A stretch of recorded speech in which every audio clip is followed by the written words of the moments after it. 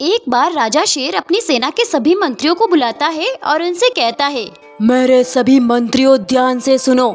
हमारे जंगल में पानी की बहुत समस्या होने लगी है, इसीलिए मैं पास के जंगलों में पानी खोजने के लिए जा रहा हूँ। इसके लिए मुझे कुछ महीने भी लग सकते हैं। जब तक मैं वापस ना लौटूं तब तक तुम सब मिलकर जंगल का ध्यान रखना। सभी मंत्रियों को समझाकर राजा शेर पास के जंगलों में चला जाता है। राजा शेर के जाने के बाद सभी जानवरों को लगता है कि अब तो राजा शेर कुछ आने वाला है नहीं। अगले दिन बाघ लोमड़ी से कहता है, देख लोमड़ी, राजा शेर पास के जंगलों में गया है। मुझे नहीं लगता कि वो वापस लौटेगा। राजा की गद्दी पर बैठने का हक तो मुझे मिलना चाहिए। हाँ हाँ, तुम्हारा ही अधिकार है। वैसे लोमड़ी, तू भी तो मंत्री है, कहीं तू भी तो राजा बनने की नहीं सोच रही है? अरे नहीं नहीं, शेर के बाद तो पहला अधिकार तुम्हारा ही होगा। मुझे कोई पूछेगा तो मैं तुम्हारा ही नाम लूंगी। बाघ से यह सब कहकर लोमड़ी अपने मन में सोचती है, वैसे मैं भी तो मंत्री हूँ, मुझे भी तो पूरा हक है राजा बनने का।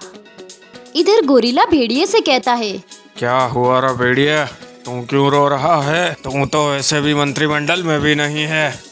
मुझे तो कल राजा की गद्दी के लिए दावेदारी भी रखनी है। उधर वो बाघ अपनी तैयारी कर बैठा है पूरी तरह से। इधर जिराफ, बाज और तोता तीनों मिलकर राजा की गद्दी के लिए षड्यंत्र रच रहे थे। जिराफ कहता है, मुझे नहीं लगता कि अब राजा शेर वापस लौटेगा। अब तो किसी न किसी को राजा बनना पड़ेगा। तुम दोनों भी मंत्रिमंडल में हो, इसीलिए तुम दोनों भी कल राजा की गद्दी के लिए मेरा ही नाम लेना।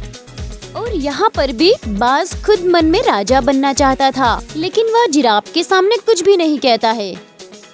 अब तो चीता भी यही सोच रहा था कि राजा शेर नहीं लौटेगा तो राजा की गद्दी मुझे मिल जाए। चीता अपने सेवक बिल्ले से कहता है, क्या रे बिल्ले, कल मैं भी राजा के लिए दावेदार बनूंगा। तुझे क्या लगता है, सभी मंत्री मुझे राजा बनाएंगे या उस बाघ को? इधर खरगोश और हिरण, जो कि छोटे मंत्री थे, ये दोनों भी राजा की गद्दी के लिए दावेदार बनना चाहते थे। जंगल के सभी मंत्री आपस में एक दूसरे के खिलाफ षड्यंत्र रच रहे थे और सभी को राजा बनना था। इन सभी पर एक खूंखार शेर की नजर थी, जो कि बाहर दूसरे जंगल का था। वह इन सब पर नजर रखे हुए था।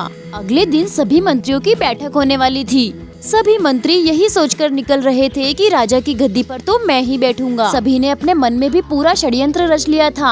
आज तो मैं राजा बन के ही रहूंगा। अरे जल्दी चलो जिराफ, वरना वो बाघ सबको अपनी तरफ कर देगा। राजा शेर के सभी मंत्री आपस में मिलते हैं। सभा में सबसे पहले बाघ कहता है, देखो मंत्रियों, मुझे नहीं लगता कि राजा शेर वापस आएगा और जंगल को संभालने के लिए किसी न किसी को तो राजा बनना ही पड़ेगा। राजा शेर के बाद सबसे ताकतवर मैं हूँ, तो अब मुझे ही राजा बनाया जाए।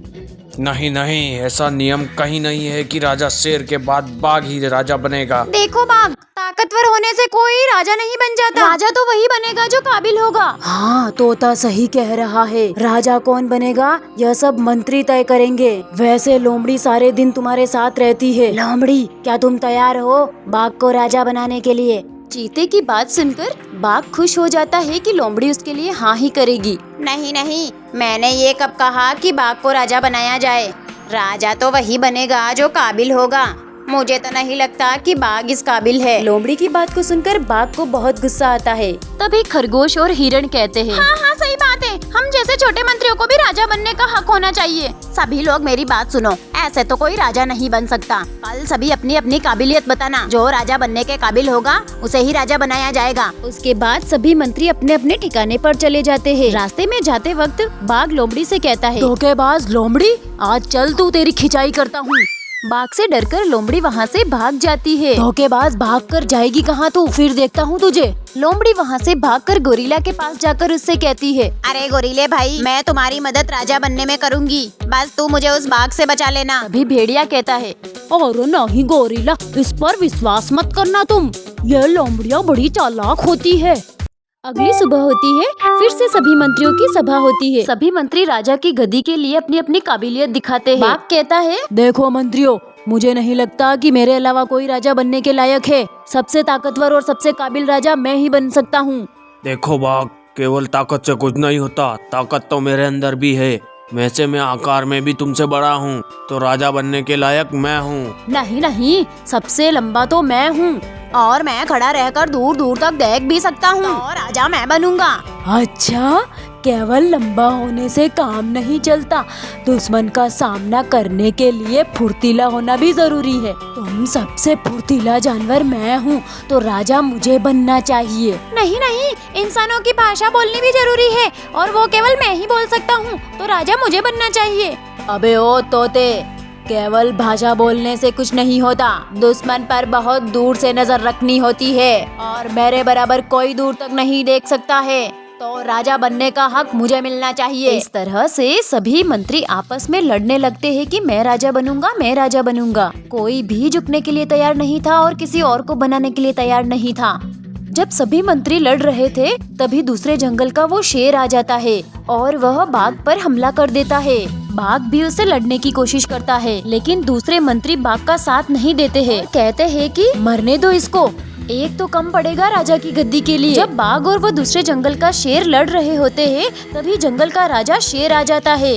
राजा शेर को देखकर सभी मंत्री भी उस दूसरे जंगल के शेर पर हमला करने लगते हैं। राजा शेर के साथ मिलकर वो सभी मंत्री भी उस दूसरे शेर पर हमला करते हैं। आखिरकार मजबूरन उस दूसरे शेर को उन सभी से डरकर भागना ही पड़ता है और वो वहाँ से भाग जाता है।